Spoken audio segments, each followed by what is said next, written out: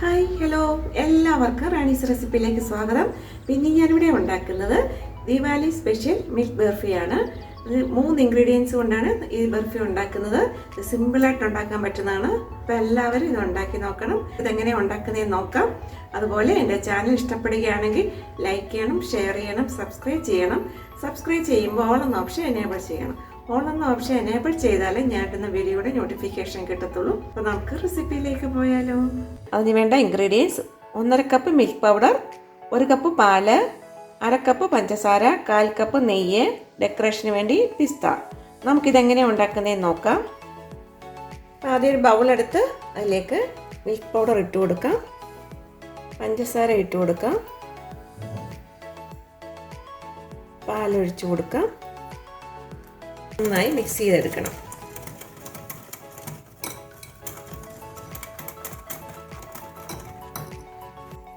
ഇപ്പം നന്നായി മിക്സ് ആയിട്ടുണ്ട്.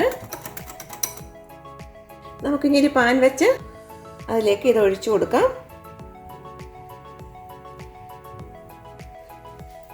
നമുക്കിത് നന്നായി ഇളക്കിക്കൊണ്ടേയിരിക്കണം.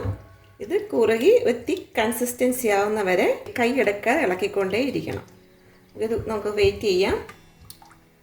ഇതിപ്പോൾ തിക്കായി വരുന്നുണ്ട്. നമുക്കിതിലേക്ക് നെയ്യ് ഒഴിച്ചു കൊടുക്കാം.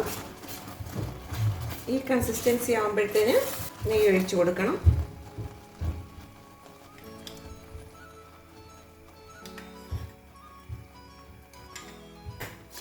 നന്നായി മിക്സ് ചെയ്യാം.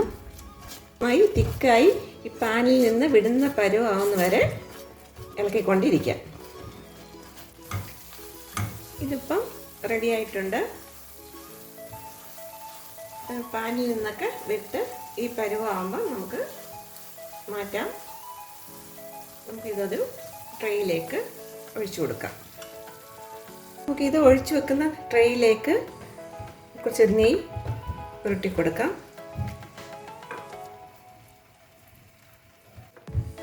നമുക്കിതിലേക്ക് ഒഴിച്ചു കൊടുക്കാം.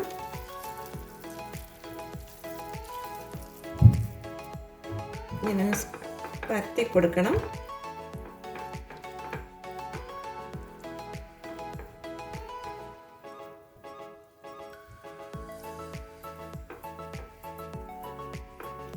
ഇതിലേക്ക് പിസ്ത ചെറുതായി കട്ട് ചെയ്ത് ഇട്ട് കൊടുക്കാം.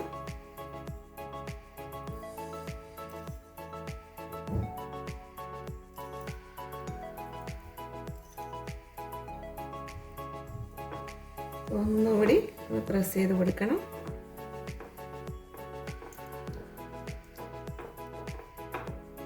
നമുക്കിത് 1 മണിക്കൂർ ഫ്രിഡ്ജിൽ വെച്ചിട്ട് എടുക്കാം. ഇപ്പം സെറ്റായിട്ടുണ്ട്. കട്ട് ചെയ്തെടുക്കാം.